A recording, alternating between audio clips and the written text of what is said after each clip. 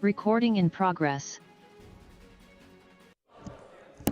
No, I know. Good evening, colleagues. Would you please take your seats so we can get started?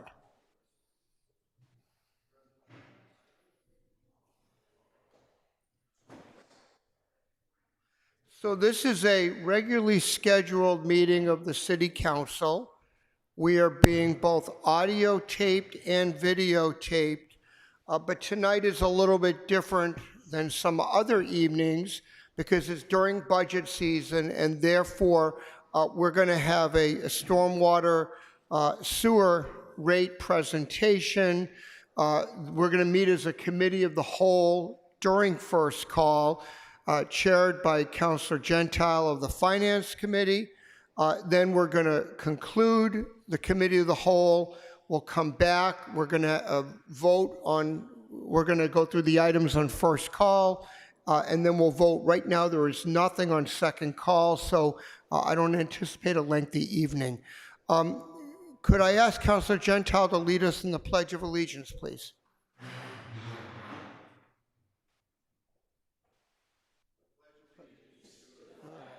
Of the United States of America, and to the republic for which it stands, one nation, under God, indivisible, with liberty and justice for all. Councilors, could I ask you to remain standing for a moment of silence, please?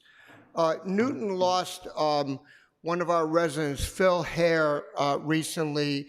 I think many of you have been involved in Newton affairs, particularly in the planning issues.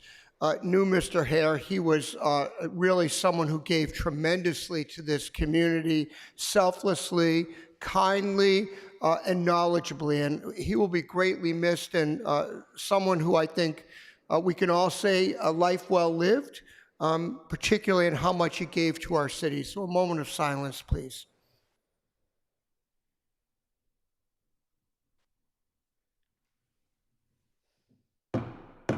Thank you. Please be seated.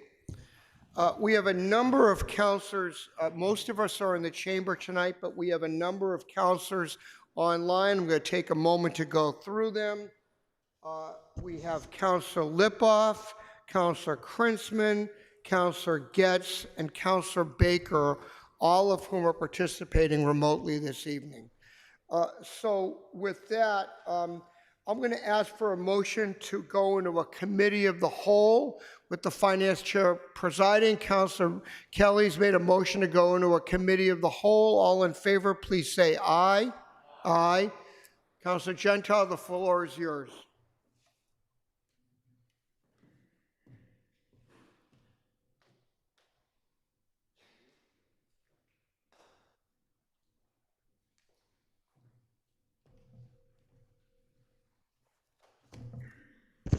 Good evening, everyone. One note I want to make at the start is, first we'll be joined, I assume, by our CFO and our COO, who are here to answer any and all questions that you have. We're going to go in the order of the agenda, which means we'll be taking up the capital improvement plan and the supplemental capital improvement plan. But I'm not going to be asking for a vote on those tonight. So this is merely an opportunity to get your questions answered, because as we get into the committee of the whole for the budget, there'll be more information forthcoming on the hearings that were had in the different committees, and there may be additional information, and we want to make sure you have an opportunity to get that, and also an opportunity to make a motion if you so choose. So we'll end up voting the both CIPs when we take up the final budget. So I just wanted to make that clear. When we get completed with the water and sewer rates, the plan is to ask for a vote, and hopefully we'll get that done this evening. And these are all subject to a public hearing, which we will open up at the appropriate time. So having said that, the first item is 8-24, which is her honor the mayor submitting the fiscal years 2025 to 29 capital improvement plan pursuant to section 5-3 of the Newton City Charter. Who we have? Jonathan? Jonathan, Yes. are you going Good to? evening, Mr. Chair. Yes. Okay, let me turn it over to you then. Thank you very much, Councilor Gentile. Good evening, everyone. Tonight, I'm only going to show a couple slides. Many of you have discussed in committees when we're taking up an individual department.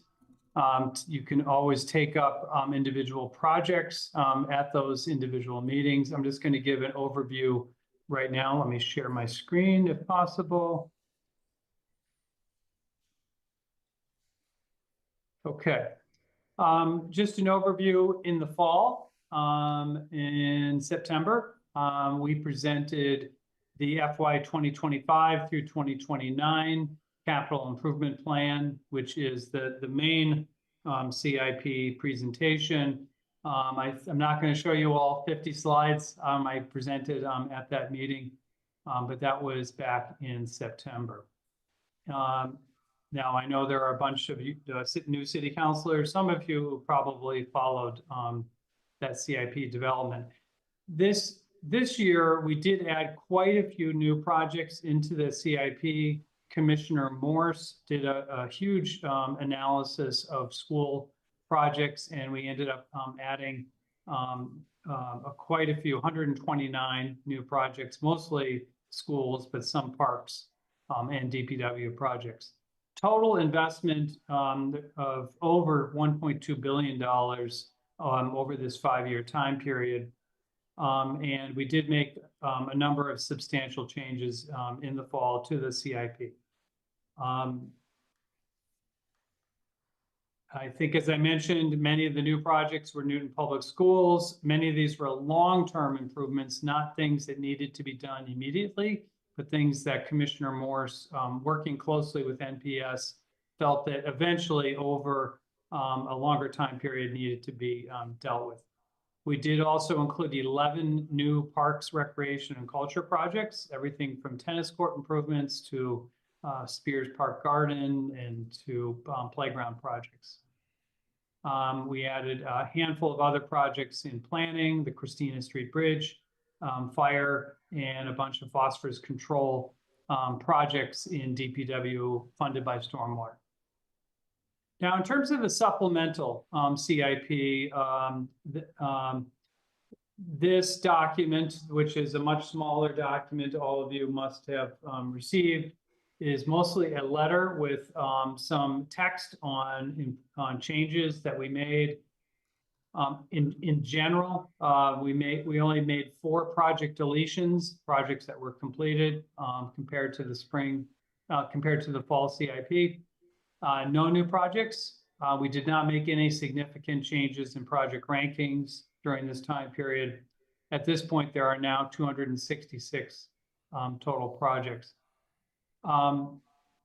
There's a listing of projects in this document of things that we know that we will be coming before the council for approvals during the end of this fiscal year. Mostly all of those are water, sewer, stormwater project funding. The fall CIP really is the traditional time for new projects and for large changes in project rankings by our CIP team. Just want to give this overview of, because sometimes people get confused by this. Funding for projects listed in the CIP comes from a variety of sources, and these include city bonding, which is paid for by the debt services paid for out of the operating budget. We have project-specific grants. We have federal funds like ARPA. We have the CPA, the Community Preservation Act. We have free cash and other one-time city funds. We have the water, sewer, stormwater funds, which come from fees. We have development mitigation payments, the operating budget itself. We have overrides, and we have state-funded projects here in Newton. Just overall, there are really an unprecedented level of ongoing projects right now, either in construction or design. And many of you follow Commissioner Morse on either Instagram or on Facebook, and he is providing daily photographs of what's going on at the three big projects in construction: Lincoln Elliott, the Cooper Center, and the Gaff Pool project. Right now, we have a large number of Newton Public School projects underway, either in construction or design: Lincoln Elliott, Countryside, Franklin, and Horace Mann. We have a whole bunch of smaller school projects as well. Roads, and roads. Working on many dozens and dozens of road projects this coming year. We have many water, sewer, stormwater projects either underway or soon to be underway, and you'll hear more about that tonight. We have Parks, Rec, and Culture, athletic field improvements, and the Gaff Pool project, the Cooper Center, Newton Police Department, facility renovations and additions design, vehicle and equipment replacements, and then other municipal projects are underway, including the library, HVAC, Pellegrini Fieldhouse work, exterior work. So this is just an overview. I will not go into any of the other great details, but I'm happy to, I don't know if you're answering questions now, or if we're going to go through the presentations and answer questions at the end, but we're available to answer those at any time. Thank you. Okay, so our agenda calls for public hearings on both capital improvement plans. So what I'd like to do is open this up first to members of the council that may have questions on 8-24, and then open it up for a public hearing, and then we'll move on to the supplemental. I know that Mr. Yo kind of covered both of them, but let's go back to separating them. So is there anyone that has a question or a comment on 8-24? Council Lucas. Thank you, Chair. Thank you for the presentation, Mr. Yo. If you remember, last year at this time, I asked you a question, or a series of questions regarding the feasibility study of the indoor swimming pool. And I was looking at this supplemental CIP and the prior two CIPs, and I was looking at the, I want to get this right, the priority, where it is on the supplemental CIP. In FY23, the indoor swimming pool was 174. Last year it was 160. I think this year it's around, 154 or 157. Just wondering what work has been done over the last few years regarding the feasibility study of the indoor swimming pool. Thank you for the question, Councilor Lucas. No work has been done at this point. The project is very low on priority list at the current time. Right now, we're focusing on getting the Gaff Pool project completed and getting that done.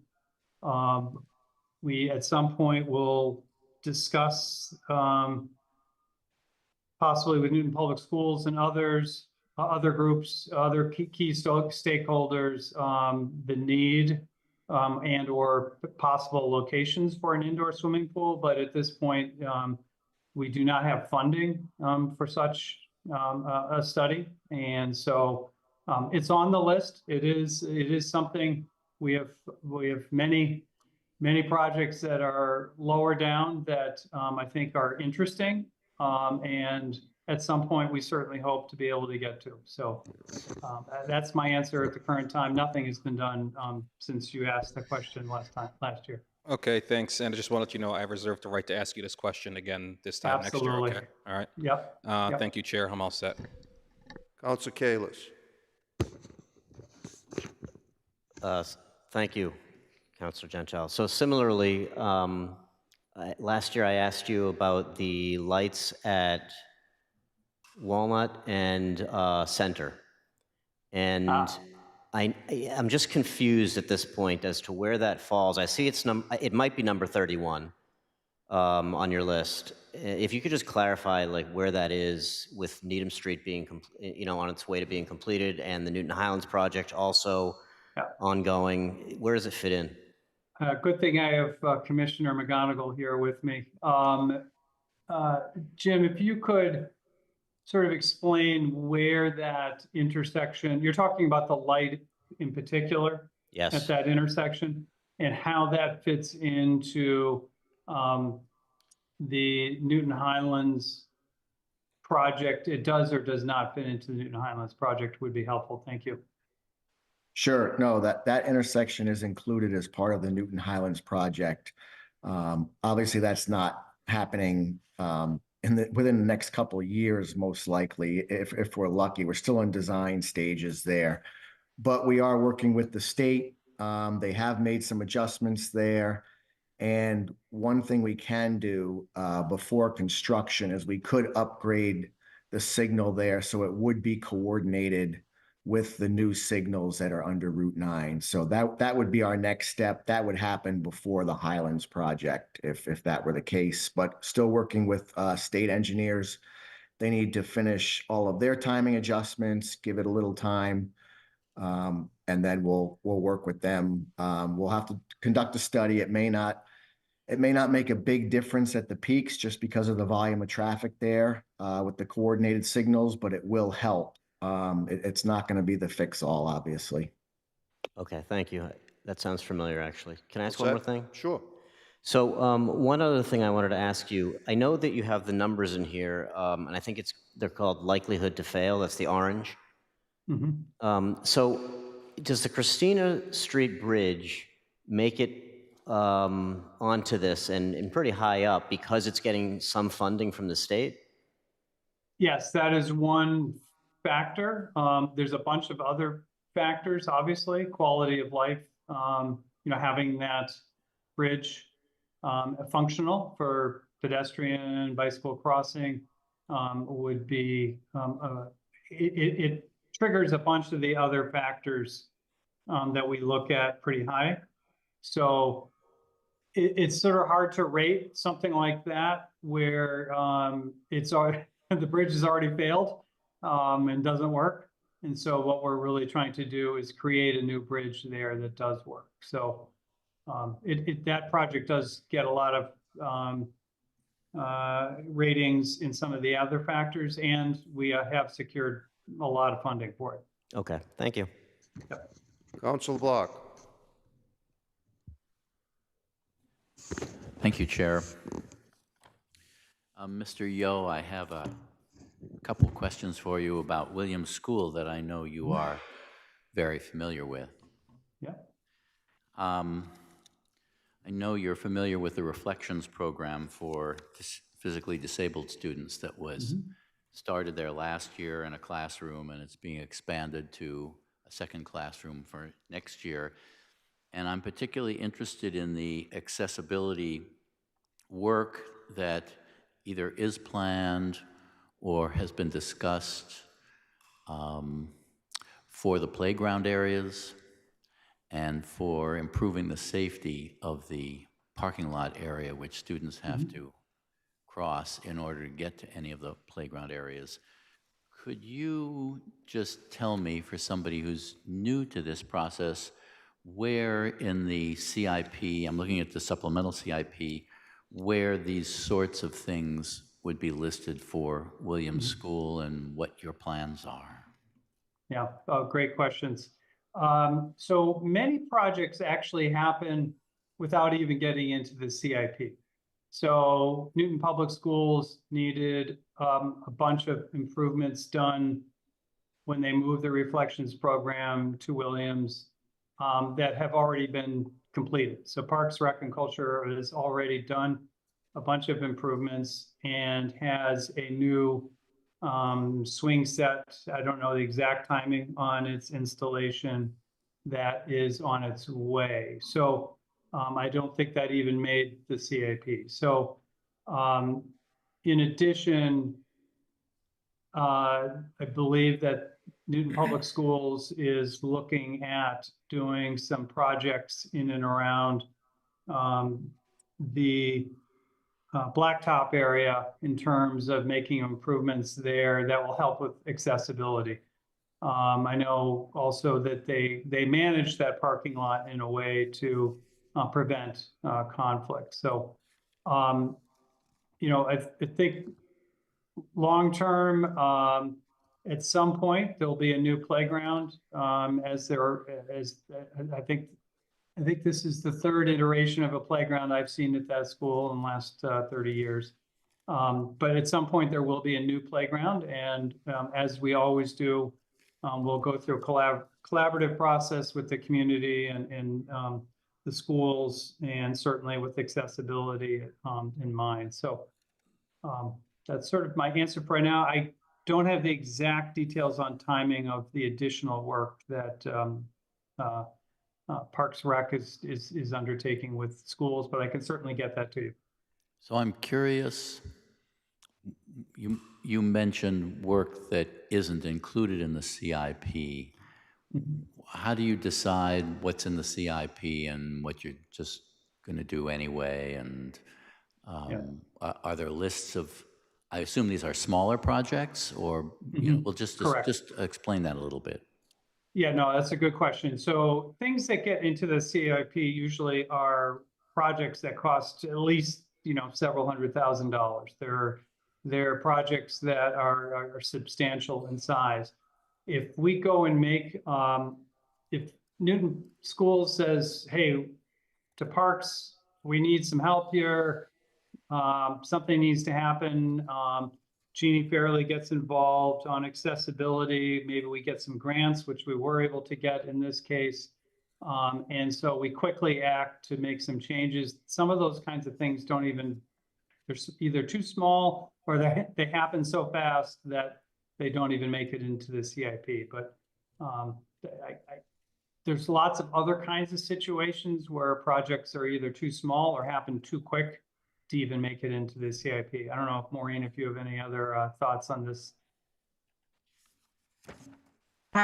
Mr. Chairman, if I may, one of the things, Counselor, that happened very recently and is a good example of what our COO was talking about, when we came to you with the list of free cash items that we were asking for the school department, the Reflections program, the new classroom that we will be putting in at Williams for September, I believe has its own restroom as part of that classroom. And there are other things that we need to do in order to get that physical space ready for that program. That was actually part of, you may recall, we had more than $1 million, I believe, of requests for the bathrooms for the kids in many different schools. That item was part of that list. So oftentimes things will be ultimately, you know, end up being a large amount of money, but may not in and of themselves land on the CIP list. Something has to be at least 150,000, as Jonathan said, to even get on the list. And then even if it's 150,000, more often than not, we do not bond something at that level. So rest assured, though, unless it's something that the school department can fit into their charter maintenance account in their budget, it is something that comes through you as a city council. It just might have a different vehicle, you know, in order to travel through the process. I'm looking at the CIP priority number 307, which seems to be what perhaps you were referring to. It says Williams School accessibility upgrades to the restrooms, interior and exterior circulation, door, hardware, signage, and doors. And I know that this was a very high priority for the school. I mean, they couldn't have done the Reflections classroom without the restroom changes, and I assume that's the same for next year's additional classroom. So I appreciate all of that, and that does seem to have made it into the CIP with funding, with bonding and free cash being the source of the revenue. So the other Williams School priority that seems related to this is 255, a higher priority than 307. I don't know how this all gets structured, but This is redesign the layout to relocate staff parking lot, improve site circulation, accessibility, and safety. I won't read the rest of it. So this has a cost estimate, but no funding sources. So how do you, yes, go ahead. If I can just jump in on item 307 before Jonathan really answers your question. In item 307, I believe that's much more of a global accessibility plan for Williams. And so what we're doing right now is absolutely to get, it's a much higher priority to get the program in place and to get an additional classroom over there for that program.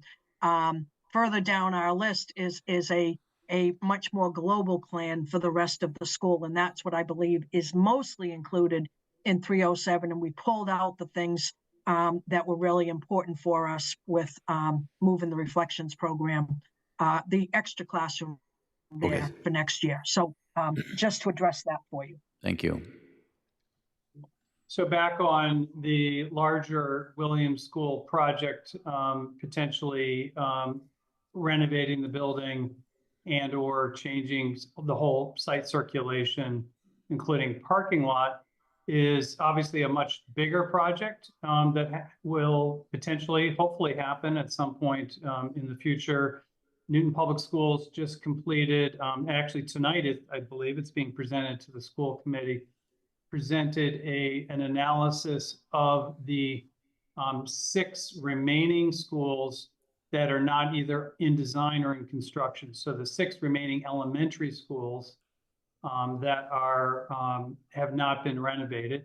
And so they did a complete analysis and prioritized those schools, led by, not surprisingly, the 200-year-old plus schools, Ward and Underwood, but with Pierce and Mason Rice, I think, behind that. I think Williams is number 6 on the list. 5 or 6, I believe. So, if that priority holds up, which, could change over time, but it's going to be a number of years before there is a major project planned at Williams School. Again, that priority could change over time and has substantial involvement from the school committee and the Newton Public Schools administration. So that's down the road. Thank you both very much. Councilor Bixby, followed by Councilor Albright. Thank you. So I was going to build off of Councilor Black's questions and ask exactly about that report and those 6 schools. And so I guess more broadly, how are you thinking about those schools? Because, I mean, we do see sort of some chicken and the egg kind of items on here, plumbing improvements and then lower down, interior finishes. And so if one happens, the other might need to happen. And I know the school committee is trying to look at these things sort of more globally. So how are you thinking about those for these schools that are going to need a substantial amount of work over the next little bit, but also might need bigger projects? It's a great question. Commissioner Morse did do really a complete analysis of the schools and really both did the fine sort of the categories, the accessibility, the plumbing, the electrical, he sort of ticked off the different categories in each of the schools. So there are many smaller groups of projects, school specific. I think this fall, we will take a look at the report that has just come out that the school committee, I'm sure, will be discussing over the next few meetings and get their input. The school administration is involved in our CIP steering team. We do get their involvement when we do prioritization. So we may be adding some of those larger projects into the mix. I think some of them are already in there, but we will be taking a look at those priorities again. Sometimes when you do a whole project, it takes care of all of those smaller things that are listed. So it's a chicken and egg. Do you go after the smaller stuff if the building isn't going to have a major overhaul for a long time period? Those are the decisions we're going to have to make with a lot of input from the schools. All set? Council Albright, then Council Maliki. Thank you, Mr. Chair. I just wanted to raise an issue about item number 46, which is the design and implement the Washington Street pilot. So a number of all of us from the Ward 2 contingent asked about adding a left turn light at the intersection of Lowell and Washington. And I think that everybody that lives south of Washington Street, that uses Washington Street, would be so happy to have a left turn light at that intersection. And we raised the issue at our last meeting, and but I'm not even sure that anybody has costed it out to see what it would cost. So I'm putting in one more plug to try and get that left turn signal, which doesn't exist now. And I think it's the cause of many of the traffic accidents at that intersection, that people are trying to get left and they can't. So if someone could at least cost it out so we could know Thank you. what it would be. We will. Somebody who uses that intersection quite a bit, I understand the issue. So we'll work with the planning and DPW teams who are leading this to see how that fits in. I believe there was a steering committee meeting this morning, but we will do that. Thank you. Yep. Council Maliki. Thank you. I was curious about the status of the performance space at Newton Center Playground, which is in here, but at only $50,000, which I believe represented the design money from ARPA, but there's nothing for anticipated construction costs in the sort of time range of the CIP. Yeah. Is that still happening, and why does it have a priority of 69? And I have a follow-up question about the priorities generally. So that project is still in sort of design and contemplation stages. I think we still have a design team that's on board. I think, frankly, Parks, Rec, and Culture is very focused on a whole bunch of other projects right now. And so those have really taken the highest priority. And also, in the meantime, there was a small amphitheater built, pavilion built over at the Cabot Playground. So that is something we're going to be getting started and used this summer. In terms of what happens at Newton Center Playground, that is still to be determined. So it is something I think over the next 6-12 months, we'll be thinking some more about as we get the Gath Pool project behind us. Thank you. We'll be in touch on that. Yeah, I guess it's to be perfectly honest, it's not a great priority of mine compared to other things, I think, because I mean, we have a pretty good performance space at the Hyde Playground that's used a lot, and yeah, these Newton Center Playground concert series is actually quite well attended. It's a great location actually for music and for people to get together, and so it is something actually that's going to continue in the park, and it's just we'll be using temporary staging and to pull that off. But come and enjoy some of the concerts this summer, and you'll see how nice it is. The bowl really makes a nice spot. Certainly the Hyde is a wonderful place for concerts. I think Newton Center Playground is a different location right next to a different village center that offers some great opportunities. So. Yeah, I'm just wondering why you have if you have the item in the CIP, why not have the cost estimate as well? I don't think we've even gotten that far to put together a cost estimate, so that's probably the reason there's no bigger number in there. Okay, and I might be stealing Councilor Oliver's question, but a couple of years ago, he was asking about the basis on which the rankings arrived at. And, you know, analogous would be when you were looking for locations for the new senior center, you had a whole list of variables and a method of ranking them, and we've never, I don't think, had an We did. explanation of No, we how did. these In the rankings fall, are arrived at. we provided all of the rankings. Thanks to Counselor Oliver, we met with him. We came up with the system for doing that. So the fall CIP, which is the main CIP, included all of those parameters in a separate tab. So it's all in there now. And are those very transparent. okay? Great. And are those going to stay constant over time? The method of ranking, I guess. For now, every fall we look at the methodology. We did make some changes earlier on in the administration that I think were greatly needed. So every fall we'll take a look at the methodology and decide if it needs any tweaking. And then we do a complete fresh look at all of the numbers in every project. So it's a considerable amount of work.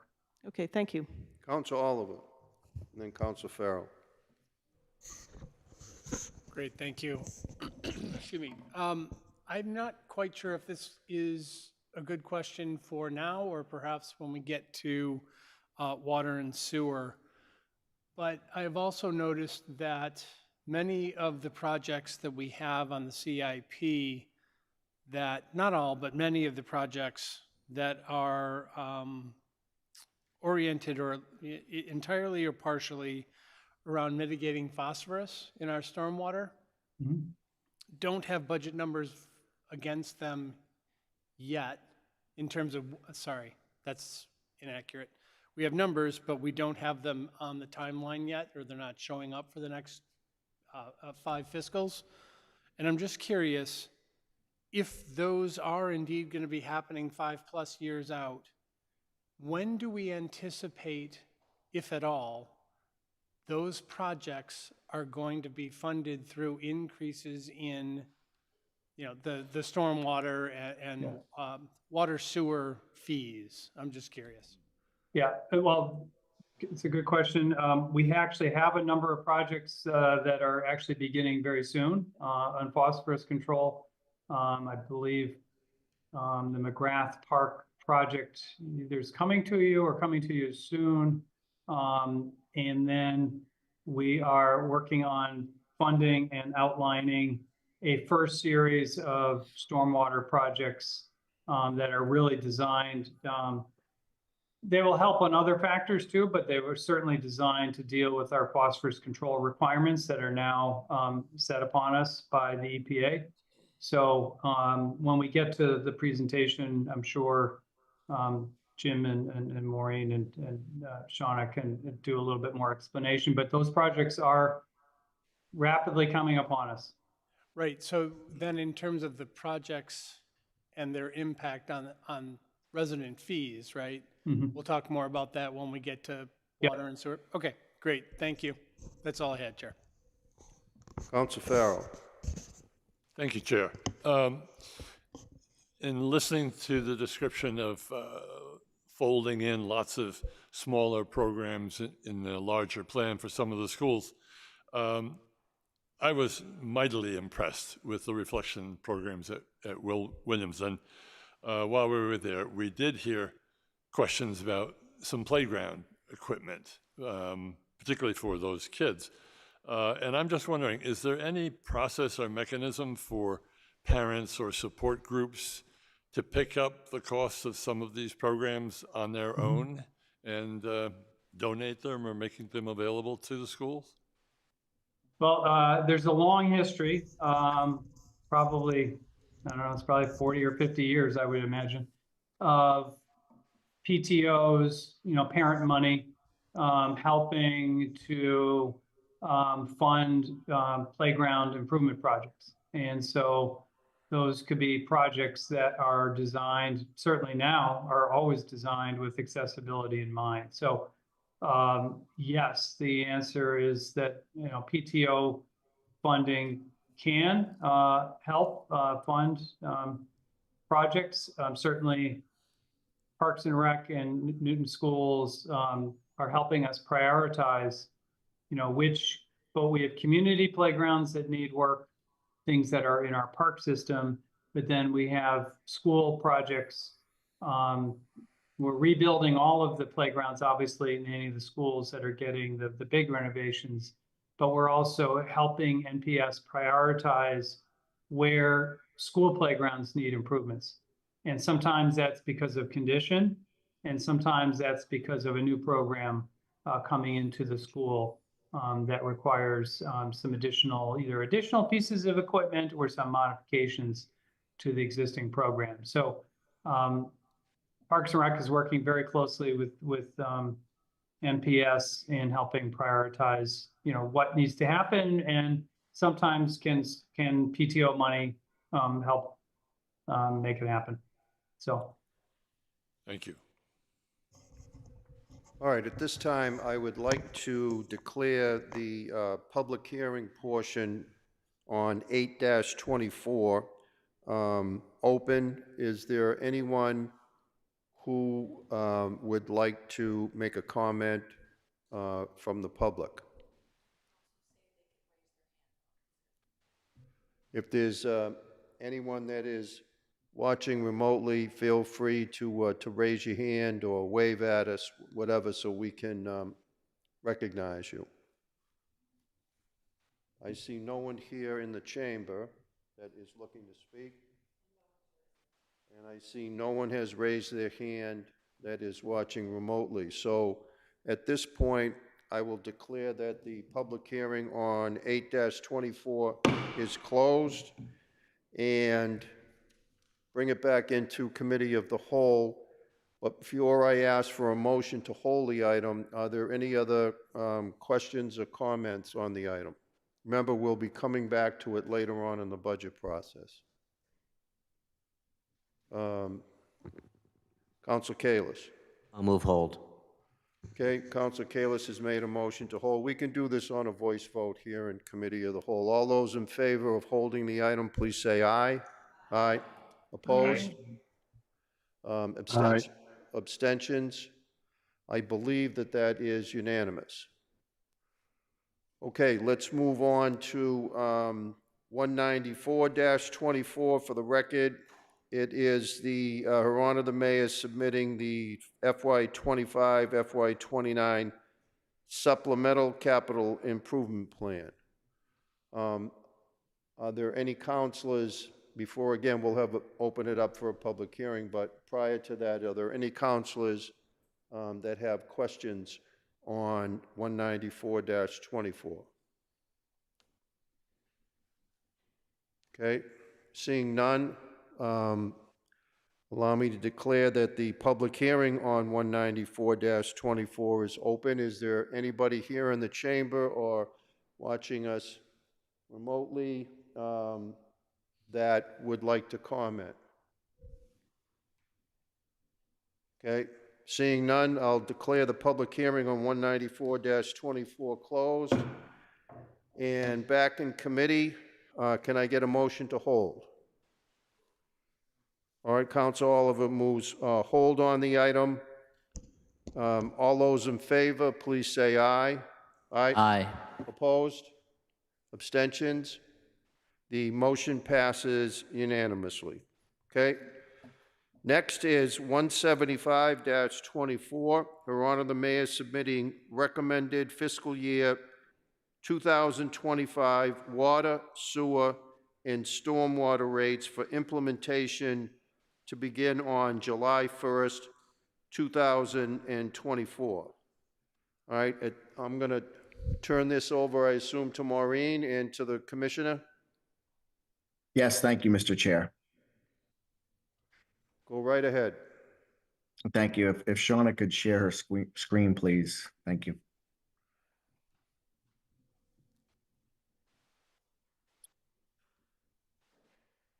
Good evening, all. I'll be presenting the upcoming water, sewer, and stormwater projects, and Chief Financial Officer Maureen Lemieux will then present the proposed rates for fiscal year 25.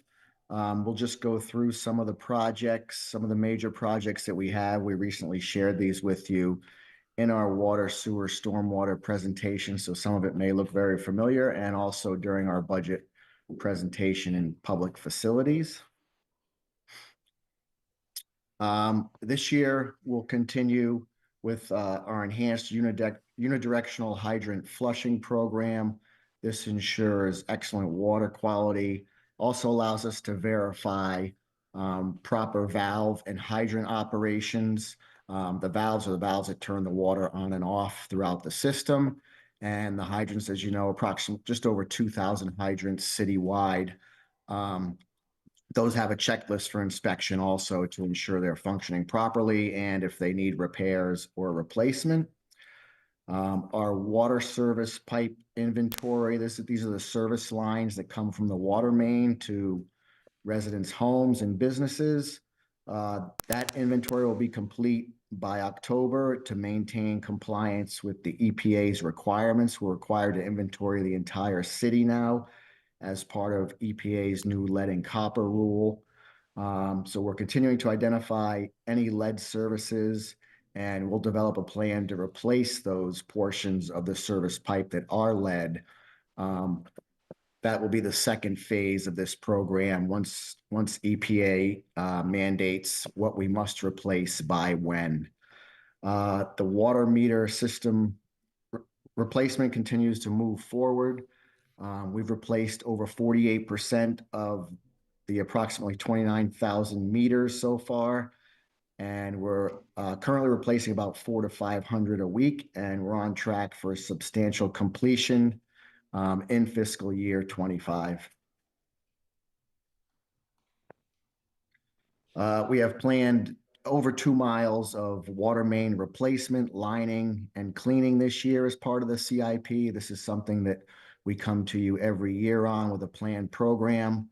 This program is in year 13. The first 4 years were really spent focusing on fire service throughout the city. Once that was completed, we moved to working on the mains throughout the city. These projects ensure excellent water quality, that sufficient fire flow that we need to have, and they help reduce water loss in our city system.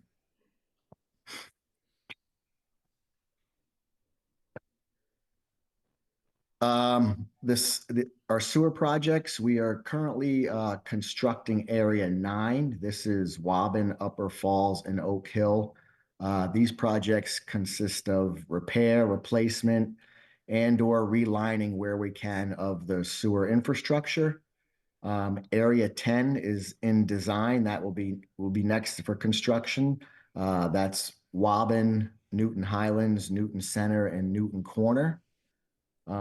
Upgrades also to the HVAC systems in 11 of our sewer pump stations. You see one here, Quinnaby Quinn Road, one of our larger stations.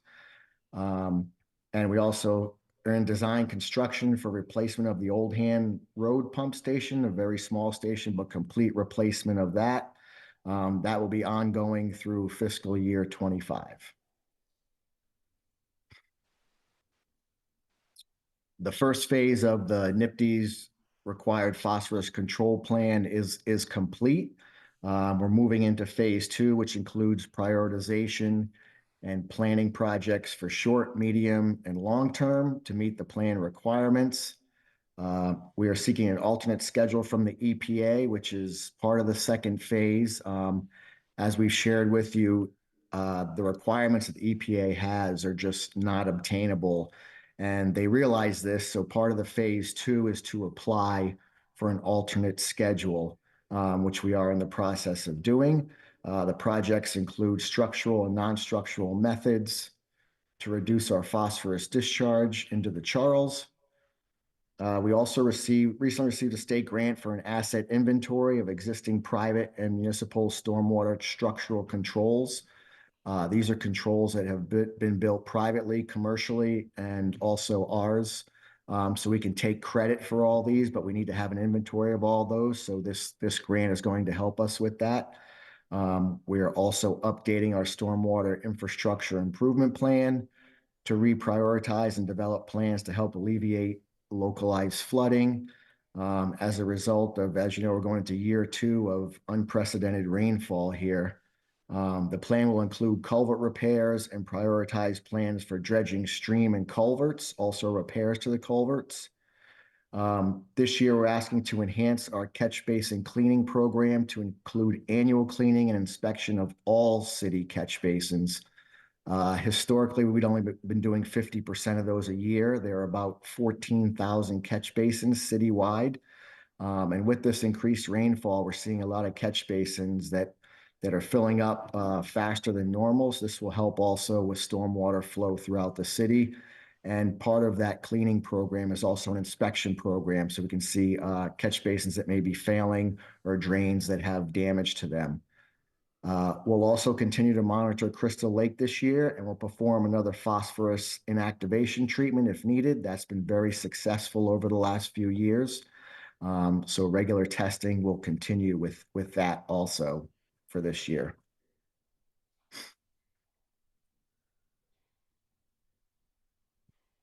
Now, Maureen will talk about proposed rates for fiscal year 25. Here's a picture of the current dredging that is just about complete at the City Hall ponds.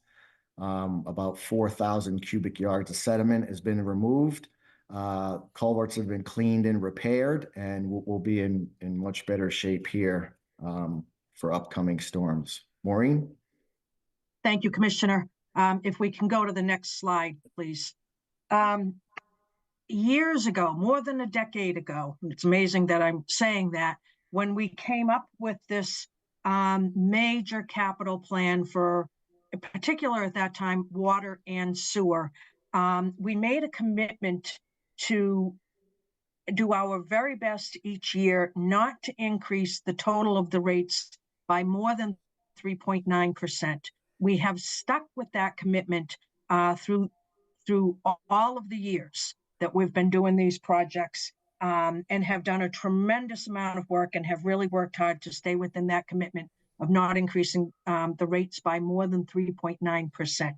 I'm happy to say that we are still within 3.9%.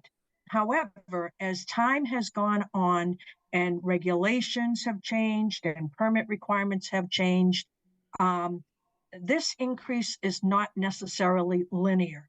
So we don't look at water and sewer and storm and just simply increase them all by 3.9%. We have different factors going on. We have so many changes that are required with stormwater now that we've had to take a very hard look at those rates. The MWRA assessments, which are the largest cost in both water and sewer, again, do not increase linearly. We have had many years where, because we were so aggressive with our sewer improvements, we saw either declining sewer assessments or sewer assessments that only increased by the smallest of margins. However, over the years, it seems that we always buy more water year over year. And so our water assessments have increased by perhaps more than what the average could be. All that being said, so that everybody understands how we put these rates together, the total of the three accounts is about $65 million, water, sewer, and storm added together. I take that $65 million, add 3.9% to it to understand what's the upside, if you will, of how much in total we want to increase what our rates will generate. That number ends up being about $2.5 million. And so this year, what we are proposing to you is that we are increasing our water and sewer rates by, I keep calling it 2.5%. You can see, based on how the pennies fall, the slight variations by tier with what these increases are. But it's basically a 2.5% increase for water and sewer. Stormwater, though, because we have so much that we need to really catch up. We know we have all of these requirements ahead of us, particularly with phosphorus control. What we're trying to do is really increase this fund almost as quickly as we can. And so this year, we've held water and sewer to 2.5%. We're actually increasing the stormwater rates by 22%. All of this, when we calculate it out, and you can see it's really not huge dollars when we talk about these stormwater rates because they have been so small. All of this together ends up equaling that combined 3.9%. And so I think I will stop there. So it's 2.5 for water, 2.5 for sewer, 22% for storm, but altogether it stays within our 3.9% that we have held to for more than a decade. And so, Mr. Chair, I think I am happy to stop there, and am happy to take any questions when it comes to the rates. Okay, thank you. So at this point, let me open it up to council members who have questions for either Commissioner McGonigal or for our CFO. Council Oliver. Great, thank you, Chair. Is your mic on? The light says it's on. That's better. Is that better? All right. Yeah. Fabulous. So I'll go back to my previous question then, Ms. Lemieux, in terms of, I heard the term or picked up on the term, linear increase. Am I to assume that we are going to start to see a different slope on said line over the next few years? Is that a nod? Is that we're expecting an increase? Absolutely. And the answer is absolutely. And in fact, we've already been working toward that. So back in, I think it was 2007, when we created the Stormwater Enterprise Fund, I believe we took in about $750,000. For years, we stuck with that number. A few years ago, 3 or 4 years ago, we increased that number to about $2.5 million. Then we got to about $3.5 million. Last year, our rate generated $4.5 million. This year, our rate will generate $5.5 million. So we have been working for the past few years, really gearing up to get this account to a point where it will be able to support all of the tremendous projects that we know that we are going to have to do. Great. And do we know what the, within a reasonable time frame, 3 to 5 perhaps fiscal years, do we know what that total amount needs to be if we're at, if we're increasing from 3.5 to 5, coming up to 6 and beyond? Do we have a bead on that number? I would say we do not know that at this. There are a few things we don't know. We don't know what that number will be. We don't know what the state will think about with the alternate plan for phosphorus control that the commissioner mentioned that we will be submitting. We also don't know, and I want to be clear about this, we don't know if 3.9% is going to be enough of an increase as we move forward through these years with these different requirements that we will have for stormwater. So we have a tremendous amount of work that we have done, creating our phosphorus control plan, looking at, how do we move forward with this? How do we work with the state to try to put a plan together that's more manageable for the city? We still have a lot of work to do, but the one thing I know is that we need to keep putting increases into the stormwater fund. Great, thank you. And then I guess final follow-up for Commissioner McGonigal did I hear somewhere in your comments when we were going to hear back on that alternate plan? No, we don't have a date. We're actually the first community, so we're kind of the guinea pig here. The first community that is applying for this. Newton has always been out front of the NIPD's program. But unfortunately, we're going to be the first here, so we will keep you updated as we move forward. Again, we just started putting our submissions together to the DEP and the EPA, and we'll find out as we move forward. We don't have a timeline yet, but as soon as we do, we'll share that with you. Awesome. Thank you, sir. I appreciate it. That's all for me, Chair. Anyone else? Council Maliki and then Council Bixby. Yeah, I just wanted to follow up on the stormwater question. So does the alternate plan or the alternate time frame that we're requesting, is that a specific time frame, or are we just asking for more time and seeing what they will respond in terms of how long time would Yes, be? no, great question, Counselor. And we asked the same question also because there's really no formal process for this. The EPA directed us when we first asked about the alternative schedule was put your plan together, present that to us, and then we'll go into discussions. So we've done that. We put the plan together, we've submitted it. And now we've just asked for discussion on this. So I'm sure the plan is quite large. As you know, it's $142 million in projects that we shared. So there's a lot to digest there. And as I said, the EPA has not gone through this process yet with any other community. So we're kind of leading this and moving along as we can with the EPA.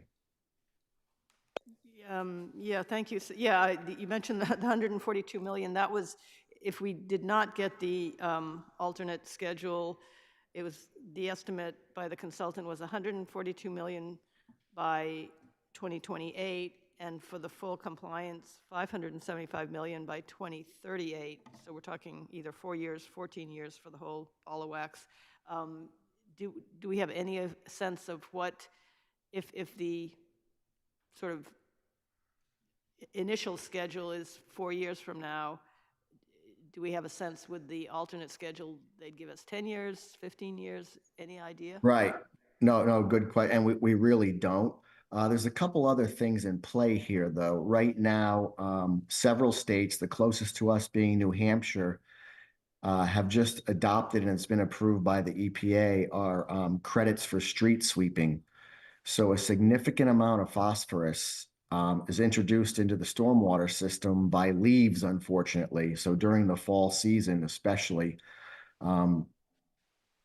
a lot of scientific study has gone into this. It's been determined about 66% of the phosphorus during that time of year is the result of fallen leaves in the storm drains, in the gutters, things of that nature. And EPA has accepted, if you measure that, and which we actually do. We have a very aggressive street sweeping program. We dump our street sweepings all in one spot. There's a formula for this. We just need to get Massachusetts to adopt that also. If we did that, we could see that could carry a good portion of our required phosphorus for the first 5 years. So that could buy us some time also. What we're hearing is EPA, within the next 2 years, they're looking to adopt that in Massachusetts also. And we'll be keeping a close eye on that. Our consultant is very involved with this also. So we kind of are on the front line with information there. So again, this will be a big part of our water, sewer, stormwater working group. Upcoming is discussing this and strategizing with our consultants and the EPA.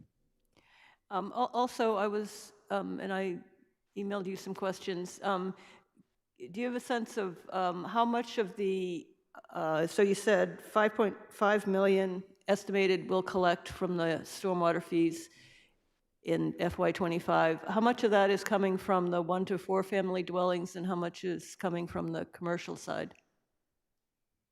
Yeah, I didn't see that till late, Counselor, today. I think you sent that later this afternoon. Maureen, do you know offhand? I think it's 1/3 is residential, but don't quote me on it. We have the numbers. I just don't know it offhand. And I forget, years ago when we actually switched to this structure, I knew it off the top of my head, but my apologies, I don't recall what it is either. We can certainly get that information to you, Counselor. And I'm curious, how many years is it we've had I think you said 2007 we started the stormwater fees. I believe that's correct. What has been happening on the commercial side, the impervious, sort of the aggregate impervious area that we're billing on? Is it, are properties reducing their impervious area in response to the fees, or is all the development reducing or increasing the impervious area so that there's sort of more impervious area to charge on? Yeah, we haven't seen anyone reduce impervious area, Counselor, but with any new development, that usually adds significant impervious area, depending on what was there before. If it was just a large parking lot, well, then yeah, we'll see some reduction. Also, a big help now, the City Council did adopt the new stormwater ordinance in the fall. So those requirements are pretty strict now on commercial development, and we get to take credit for that phosphorus reduction there also. And is so if there's development that causes somebody to need to put in the stormwater containment system, is that an offset against their fee that's calculated based on impervious area, or is it on top of that? They do receive some credit for stormwater mitigation, but it doesn't, they still have a significant fee to pay, but there is some reduction when they do these measures. Okay, thank you. Looking forward Council to Bixby. hearing more. Councillor Maliki was asking my questions about the commercial properties, so I'm good. Thank you. Okay, Council Bach? Thank you, Chair Gentile. I want to probe a little bit more on the stormwater drainage fund. I recognize the commitment to increasing that by maximizing the increase in fees within this 3.9% limitation that I guess we have been following. I'm a little concerned that we don't seem to have a budget. We don't have a structure, an analysis that tells us this is what we need to spend over the next 5, 10, however many years this will be needed. So what's the plan to develop such a document? So actually, we do have a plan, Counselor. The CIP has projects going out beyond 5 years, well beyond 5 years in stormwater. So those major capital projects are there.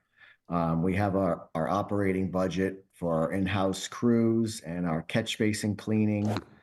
And we also have the stormwater improvement plan, which I discussed, which we're updating our stormwater infrastructure improvement plan, which lays out work that we need to do, and the costs will be updated on those also. So that we just received, actually, I think you may even be voting on it tonight, as a grant to help with that also.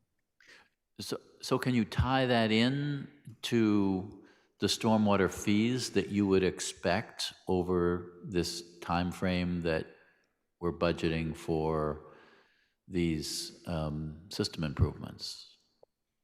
Yes, oh, definitely, yeah. We have, as I said, right now, we have, we're just finishing up the City Hall pond dredging. We also have Bullows Pond Dam repair, which is required by the Office of Dam Safety. That's upcoming also. We have this year some major drainage work on Union Street that's been in the CIP for many years. So yes, we're moving forward with these projects and do have them planned. What I was referring to was what we need to do over the next 5, 10, 15 years, and what kind of impact that would likely have on these fees. And by implication, is this 3.9% limitation something that we're going to have to revisit? Yes, we'll be revisiting this every year, especially as I said, we're working with the EPA on that alternative schedule. That's going to give us some guidance once that's determined. And if we receive the street sweeping credits, will have a significant impact for us. These are programs that we already have in place, our street sweeping program. And as I said, we're enhancing our catch basin cleaning program. So again, we already have these in place, and if we receive additional credits for this will help us with future planning also. Ms. Lemieux, maybe this is more for you, that please tell me if I'm wrong about this, that when we issue bonds, we're required to disclose climate change impact on the city's finances. Is that the case? We certainly address what we are doing about climate change when we are selling our bonds, and Moody's looks at that when they rank us. But again, as the commissioner said, because Newton has really been aggressive and ahead of most communities. I think we quote unquote score well in that area. But to really talk about the budget, if you will. And so so we know our phosphorus control plan is $140 million. It is absolutely completely not feasible for us to do that work in the next 4 or 5 years, which is why we're working so hard to come up with an alternate plan to make sure that we're getting credit for everything that's happening in the city. But just to kind of put all of this in perspective for everyone, if we sell a bond for $10 million for phosphorus control work, that will cost us probably $800,000 or $900,000 each year. So when you think of it, we know that we need to increase our $5.5 million by millions, which is why we've been working on it for a few years. We also, though, know that it's incredibly important to continue with our water and sewer work. So we're trying our very best to stay within this 3.9%. But as the commissioner said, we will be revisiting this each and every year as we move forward. We can't really put a budget together while the state is still defining what the requirements will be. But what we can do is certainly plan for the fact that we know that we need to have much more money. The commissioner mentioned our dredging program. We started the year, we were lucky that we did, with $4.5 million in the stormwater reserve from us trying to ramp up this money. Dredging the ponds is not a bondable expense. So we had to take $3 million out of that reserve to pay for the dredging of the ponds. When we finish, we're not going to have a product at the end. And so it's not something that we ought to bond. So stormwater will be very tricky as we move forward. We will certainly have some things that it's not appropriate to bond. So we will be working this very closely. We work very closely with the Department of Public Works and the COO and meet to try to figure out how do we strategize all of this so that we're still able to do the most work that we possibly can without going above that 3.9. But as I say, I don't know how long we'll be able to stick to that. We will certainly be having those conversations with you, though, as a council, as we begin to identify what our options are as we work with the state. Look forward to those discussions. Thank you very much. Council Farrell and then Council Humphrey. Thank you, Chair. This is clearly a very complex and enormous project. Within the planning, can you help us to understand how we will begin to present it and educate the taxpayers of the cities? As you know, water is pretty top of mind in many people's homes these days. And this increase, it seems to me, will be noticed. So I'm just curious about what planning is going on to, in fact, present the program to the public and educate them about why we're doing this. Sure. So part of the NIPD's requirements are that we have education. So we send out flyers in the billing statements. We also have our environmental engineer that is in the schools doing demonstrations. We're at various public events, the Harvest Fest, DPW Day, things of that nature. Also working with Green Newton, demonstrating our stormwater model. So we are out there.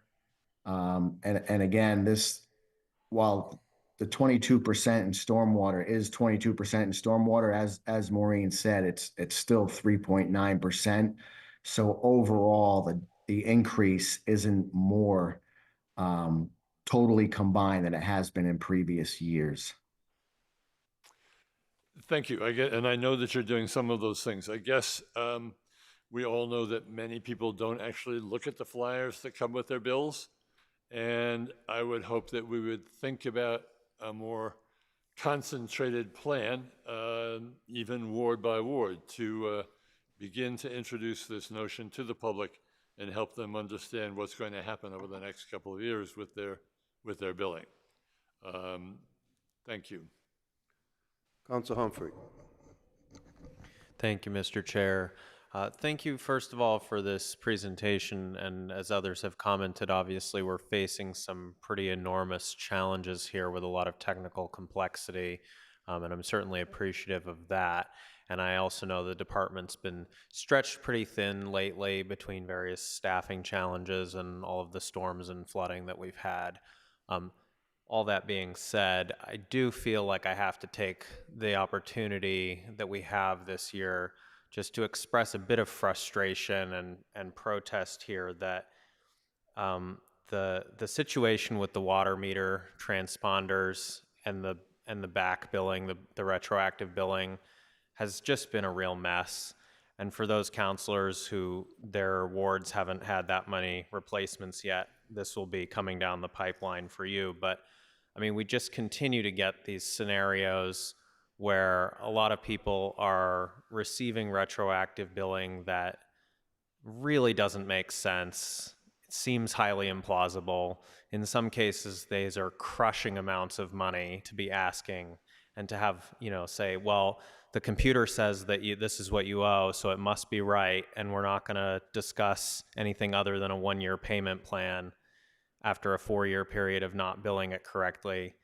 I mean, it's just not adding up in terms of common sense, and the response so far has been quite lackluster. And I keep getting calls and emails from especially fixed income seniors who are getting hit with, $10,000, $20,000, $30,000 adjustment bills and things like that. Again, it would be one thing if it was happening here and there, or there was credible evidence of a leak. But this keeps happening in situations where it strains credibility that that's what's happening. And the communication has been a real problem on this, as I've been flagging for the administration since last February. So I am very upset at this point about how that's being handled. And I understand it's not straightforward necessarily, but something's got to be done differently, because the way that we're handling this and communicating with the residents that are having these problems is just not acceptable. So if I may, Mr. Chairman and Commissioner, I'm going to jump in because I would like to be the one who responds to this, because I want to speak on behalf of our department with our Department of Public Works, with how they have handled these bills over the years. And the first thing, I just want to make sure that everybody understands the 1-year payment plan, that's by state law. We actually did it incorrectly years ago when we put the meters in years ago. I believe we gave people 5 years and did not realize that that was against state law. And so the 1 year, we don't have an option to change that. But I will say to you, it is always incredibly unfortunate when someone gets a huge retroactive bill. But we can only do so much for people. People need to, and this is going to sound harsh, people need to take responsibility for their lives. This department, we have, I believe the estimated bills now go out on red pieces of paper. We have done everything over the years to try to make it so that you could not possibly open your bill if it's an estimated read, and it has been an estimated read for several quarters. You can't possibly open it and really look at it and not see that it's an estimated bill. We ask people to contact us. If it is an elderly person that perhaps maybe they're in an older home and it's difficult to get to where the meter is, if they call Public Works, we would have someone go out and read the meter for them if they can't possibly do it. We have tried to do everything in our power to help people understand that it is incredibly important that we are billing them for actual reads throughout time. This project is still going to take us another year, that by the time we get to the end of this, there'll be people who may have already had 2 or 3 years of estimated reads and might still have another year. And so I think if I could ask anything of you as a council, whether it's in your newsletters or however it is that you work with your constituents, it would be a great help to us and ultimately to the people of the city if there are other means that people can think of to help people understand that these estimated reads are only estimated. And once we change the meter, that we're going to have to true them up. We can't have other people paying for water that's been used. It's a zero-sum game. And so what we need is perhaps your help in your different newsletters and different ways that you're communicating with your constituents for people to contact us. We will do anything we can to figure out what their actuals are. What we can't do is be knocking on everybody's door haphazardly and going in and trying to read their meters. So I completely understand what you're saying, Councillor Humphrey, as far as how devastating this is to some people when they all of a sudden have a large bill. We cannot extend the year, and we're trying everything that we can to eliminate that from happening. But we certainly could use help. Well, so thank you. Respectfully, I do not think you understood what I just said. I am attempting to be diplomatic here. However, there have been cases where upon further review and inspection of these bills, some of them have turned out to be questionable, verging on incorrect. I'm not sure what language to use because I'm not trying to create legal issues for us here. But it is possible that there are some mistaken bills. That possibility needs to be entertained at this point. We cannot just continue to assert that all of these are correct because the computer says that they're correct. I'm sorry, that is not acceptable at this point with what's going on here, okay? And I'm not trying to make people pay for water, you know, other people pay for water that got used or whatever. I'm suggesting that there are some mistakes happening, it would seem, at least fairly likely it would seem that there are some mistakes happening. And again, the continued insistence that nothing has gone wrong here, that all of the readings were correct. I mean, I understand that, you know, it's a transponder issue as opposed to a meter issue in theory, but something is not adding up here. And if you don't bill people correctly for 4 years, and then tell them all of a sudden, well, actually, this is what you owe for the whole time, and it's kind of hard to challenge that. Again, I'm suggesting that in some cases, this has not been done correctly. So it is not a question of people not getting the correct information that they needed. And I need something to change on that front. Thank you. All right, I know there's other people that may want to weigh in. Councilor Kelly? Thank you, Mr. Chair. Through you to, I believe, Commissioner McGonigal, but I'm happy for anyone else who wants to pipe up who may be able to respond to this. I'm thinking about the unaccounted for water, like the unmetered water. Do you have a number, statistics on what's the percentage for that, and maybe the trend and the average here in Newton? Sure, thank you, Councilor. Yes, that Maureen can attest to this, and some Councilor Gentile. I know early on when we first started the water cleaning, lining, and repair program, our unaccounted water was up over 40%. Every year we have to report this number to the DEP. It's part of our requirements. So last year that number was 23.7%. So we're making considerable headway. And just know that a perfect brand new water system is 9 to 10% unaccounted water. So we still have work to go. We're continuing that work every year as we just discussed, but we are making good headway in that direction. All set? Councilor Laredo? President Laredo, sorry about that. Thank you, Chair Gentile. So, Ms. Lemieux, I want to follow up on Councilor Humphrey's question here. Am I correct that at the end of the day with the water meter replacement program, there will be some people who will pay less money or be owed money, some people who will owe money, and it will be net neutral? Is that an accurate statement? President Laredo, I do not believe that it will be net neutral. There There will be some people who will owe us money. There will be some people who we owe money back to. I don't think it will be net neutral, not based on everything that we have seen. I think there are probably more people that owe us more money than what we owe back to people. So what does that mean? What does that mean for our budgeting and collections if we under-collected for several years in our water and sewer bills? So that's actually a great point.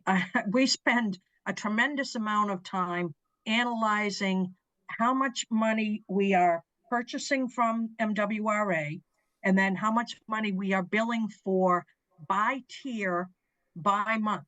So as you see in our rate structure, we have 5 tiers for water and we have 4 tiers for sewer.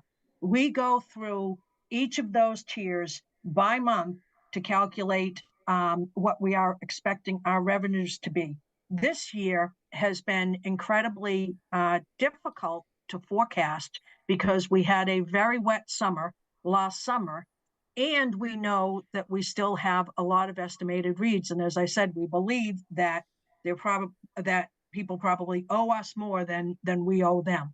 And so even when we come up with these rates, it's as much about consumption and where we think consumption is going to land on each one of these tiers as compared to the years before, as it is about the actual dollars for the rate. So hopefully we get it right, which we have over the years. In the past, when I first started here, our water and sewer accounts were running at least, I think it was $1 million each, at least about $1 million a year in deficit. We fixed that back in 2011. And since that point in time, have never had a year when we have run in deficit. So we try to be very conservative to make sure we're not over forecasting consumption, and have certainly been erring on the side of caution. So we have done better than our forecasts. So Ms. Lemieux, but it's all very complicated. Ms. Lemieux, I'm sorry, maybe I wasn't clear with my question. Let's try, for example, 2022, okay? 2022, you were saying that more people owe money to the city than are getting a rebate, for example. So that means we had a shortfall in collections, and I don't understand why we didn't spot the shortfall, or if we're getting additional monies in, where is that going to go?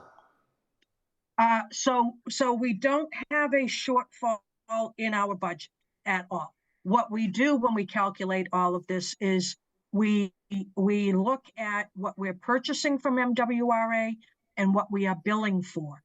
And so we then adjust our budgets, because if we know that we're only receiving money, 95% of the billable waters, then we don't budget for 100% receipts.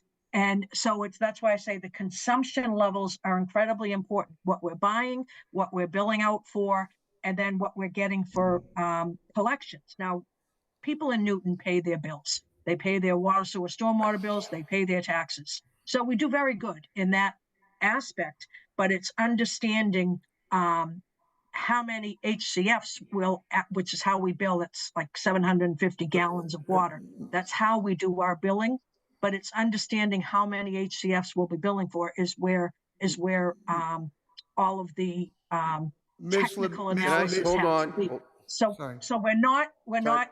Time out, please. Let me see if I can help a little bit. Please. The answer, at least in part, to your question is, as you know, we have extremely healthy reserves in our water and sewer funds. So part of the answer is, what the example that you gave about 2022, what that means is, we're not short money. Our reserves are going to be a little less if we collected less. I believe that's a big part of the answer. Right, but we're looking to collect now a net amount of money for 2022, for example, correct? Correct. Well, yes. And do you have any, do you think it's going to be 1 million or 5 million or 10 million? So it's, if I look at fiscal 24, because that's what we're really forecasting. If I go back, which of course I have, if I look at what the 23 actuals were, when the rates were lower than they are in 24 and lower than they will be in 25. In water, we collected just over $28 million.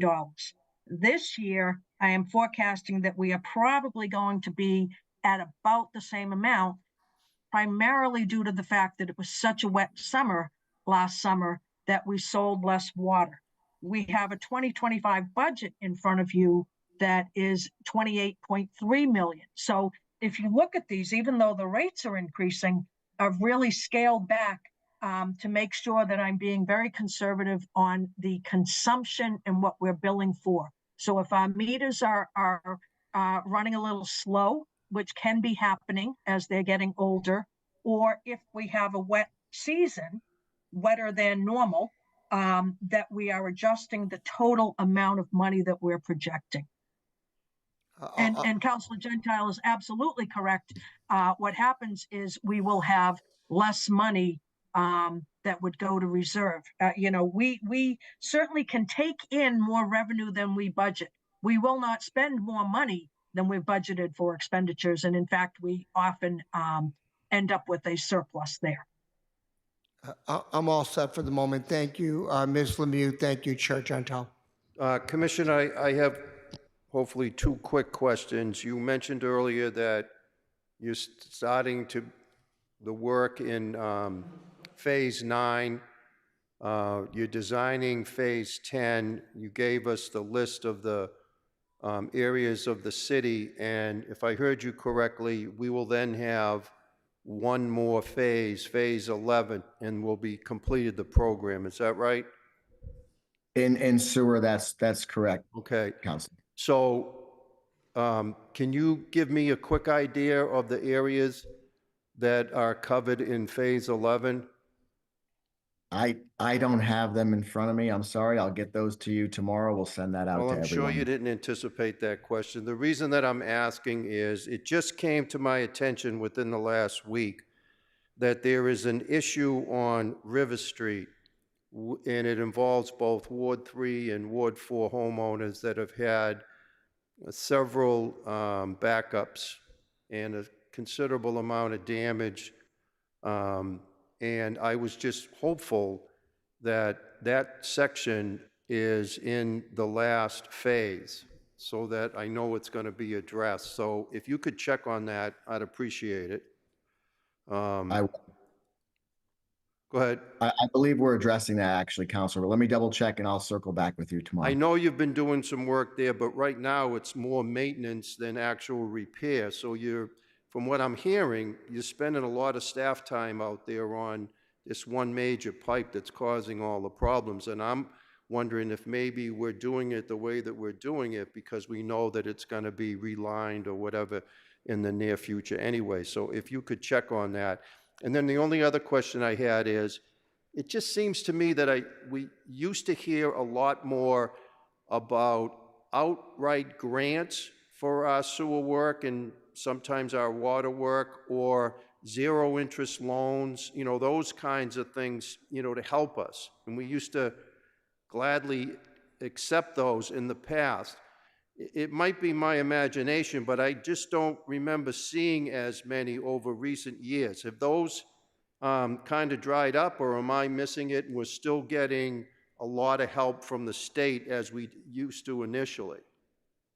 Yes, so actually you'll be seeing one soon come to you, but early on, those were majority grant loan programs. They were early on, they were 75% grant, 25% loan. Over the last few years, they've just been 0% loans, but yes, we still are taking advantage of that. Okay. All right. Is there anyone else that has a question right now? If not, again, we need to open up the public hearing on docket item 175-24, our proposed water sewer stormwater rates. Is there any member of the public, either in the chamber or watching us remotely, that would care to offer testimony? No? All right, seeing none, I'll declare that the public hearing is closed. Can I get a motion on the water, sewer, and stormwater rates? Council, pardon? You were making the motion, weren't you? Pardon? Okay, thank you. All right, Council Lucas moves approval. Is there any need for hands or a roll call vote, or can we do this on a voice vote? Oh, roll call, please. We need a roll call? Yes. Okay, it's committee of the whole. Yes. Okay. I was told by law, yes. All right. Go right ahead. Roll call vote. Counselor Albright. Aye. Counselor Baker. Aye. Counselor Bixby. Aye. Counselor Block. Aye. Counselor Danberg. Counselor Downs. She can't because she's recused. Oh, thank you. Counselor Farrell. Aye. Counselor Gentile. Aye. Counselor Getz. Aye. Counselor Greenberg. Aye. Counselor Grossman. Aye. Counselor Humphrey. No. Counselor Kalis. Aye. Counselor Kelly. Aye. Counselor Krinsman. Aye. Counselor Leary. Aye. Counselor Lipoff. Aye. Counselor Lobovitz. Aye. Counselor Lucas. Aye. Counselor Maliki. Aye. Counselor Mickley. Aye. Counselor Oliver. Aye. Counselor Wright. Aye. President Laredo. Aye. Motion carries 21, excuse me. Yes, 21 yeas, 1 nay, 1 not present, 1 recusal. Okay, motion passes. At this time, I would like to thank you all for your attendance, your questions, and I would ask for a motion to adjourn the committee of the whole. Council Leary moves adjournment. All those in favor, please say aye. Aye. Aye. Opposed? Abstentions? The motion passes unanimously. Thank you.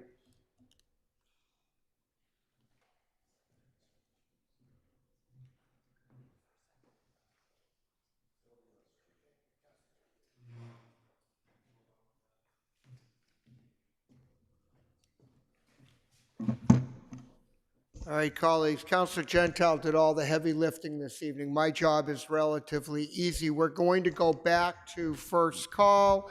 Land Use Committee, Councilor Lipoff. Or Kelly. Pardon? For land use? Oh, it's Councilor Kelly. I'm so It is. sorry. Forgive me. Boy, I am really out of it tonight. That was last year.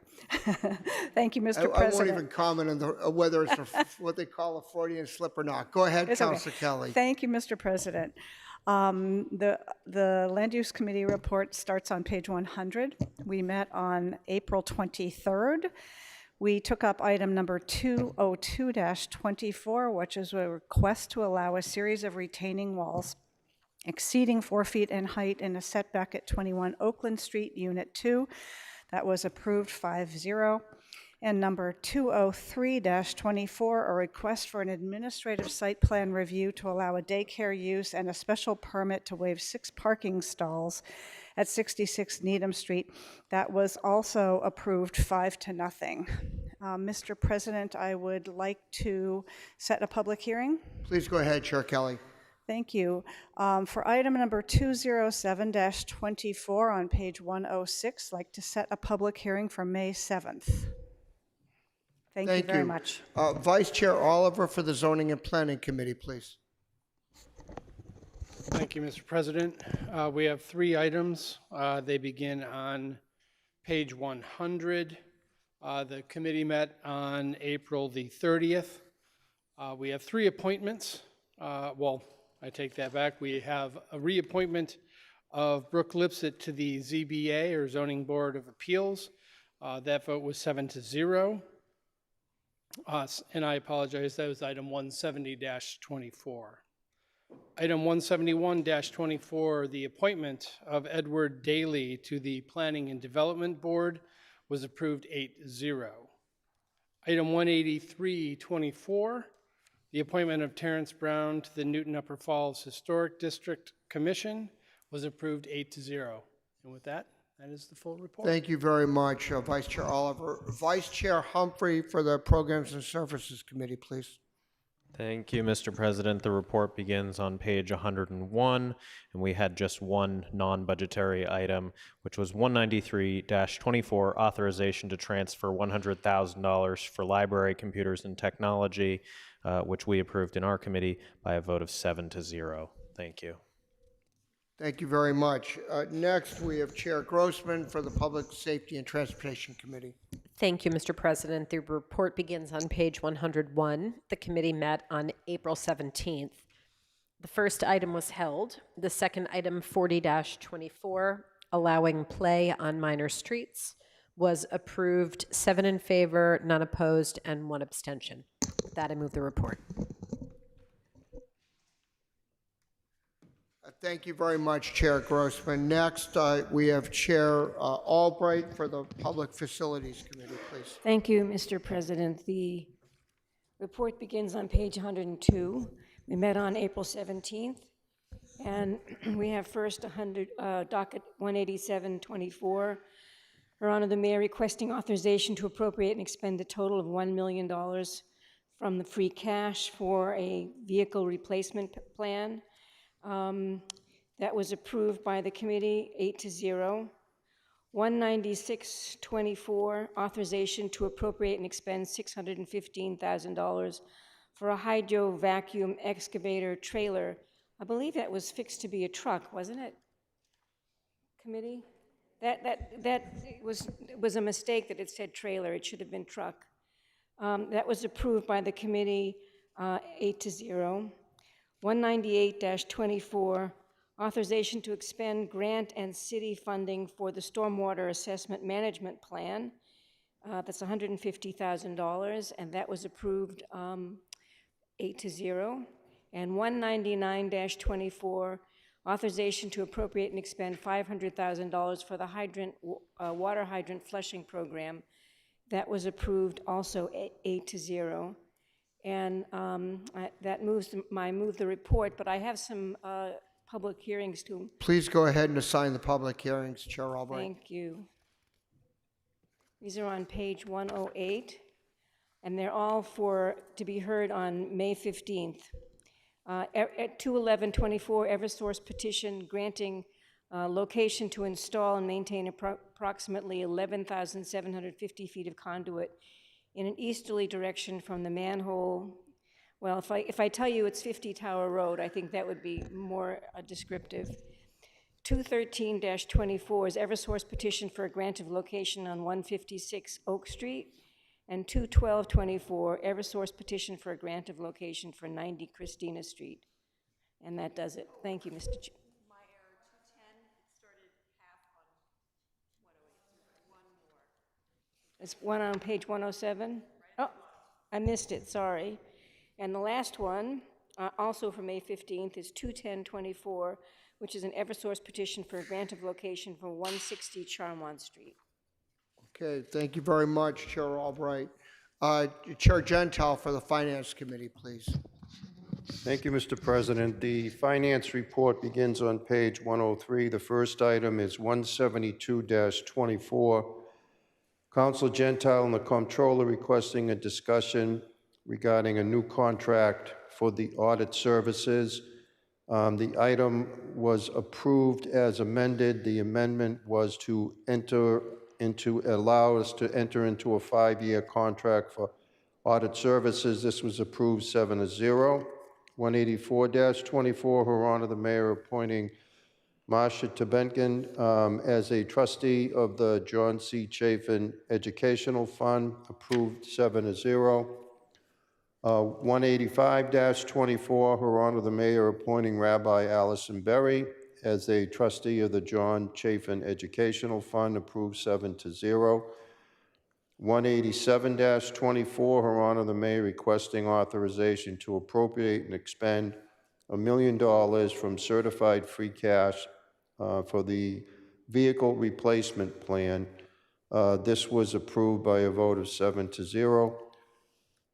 188-24, Her Honor the Mayor requesting authorization to accept and expend $500,000 from a Massachusetts Department of Energy Resources Green Communities grant to complete the funding for the replacement of the Newton Free Library heating, ventilation, and air conditioning system, approved 7-0. 193-24, Her Honor the Mayor requesting authorization to transfer the sum of $100,000 from full-time salaries to a library project account for the purpose of replacing aging computers and technology, approved 7-0. 196-24, Your Honor, the Mayor requesting authorization to appropriate and expend $615,000 for the purchase of a hydro vacuum excavator truck to enhance digging safety measures. This was approved 7-0. It was amended from trailer to truck. 198-24, Her Honor, the Mayor requesting authorization to accept and expend the state's revolving fund grant of $150,000 to update the stormwater asset management plan. This was approved by a vote of 7-0. 199-24, Her Honor, the Mayor requesting authorization to appropriate and expend $500,000 from the water fund surplus available for appropriation account for water hydrant inspections. This was approved 7-0. I'd also like to ask for a suspension of the rules in order to report out an item that was taken up earlier this evening in the Committee of the Whole. It's docket item 175-24, for which there is no written report. All in favor of suspending the rules to report out this item, please say aye. Aye. Any nays? Go ahead, please, Chair Gentile.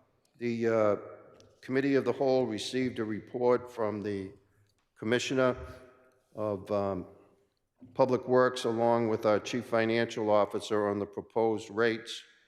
A public hearing was open. There was no testimony.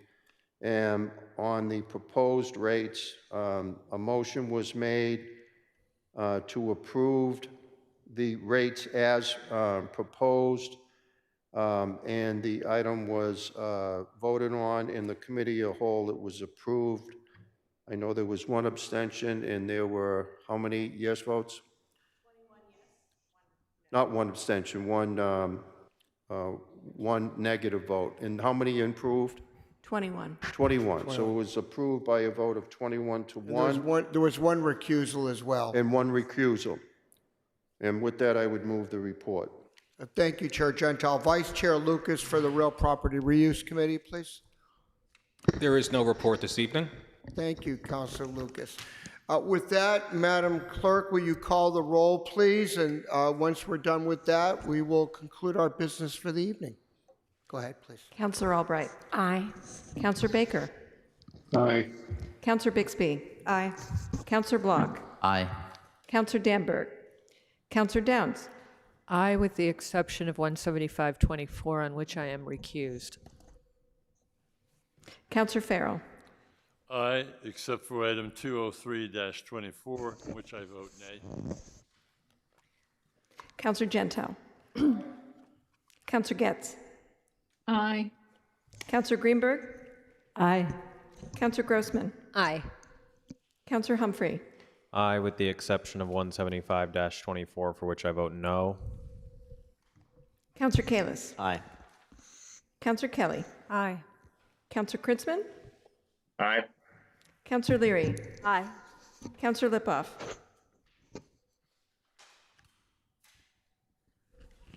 Councillor Lobovitz. Aye. Councillor Lucas. Aye. Councillor Malachy. Aye. Councillor Mickley. Aye. Councillor Oliver. Aye. Councillor Wright. Aye. President Laredo. Aye. Hold 1 second.